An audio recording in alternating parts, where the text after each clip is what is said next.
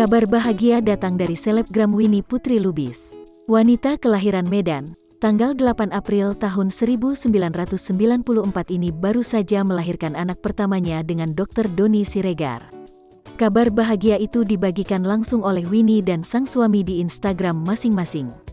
Winnie membagikan foto usai melahirkan bayinya pada Jumat siang, tanggal 17 Desember tahun 2021. Anak pertama Winnie dan Doni dipuji berkulit putih, lantaran bayinya sangat merah setelah melahirkan. Sayangnya pasangan suami istri ini belum mengungkap nama dan detail kelahiran sang buah hati.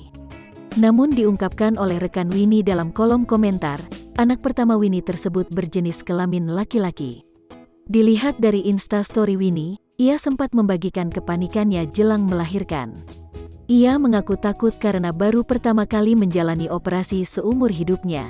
Selebay itu dari tadi siang, takut banget, soalnya aku kan gak pernah operasi, memang sangat parno membayangkan, operasi gini, tulis Winnie Putri Lubis sehari menjelang melahirkan.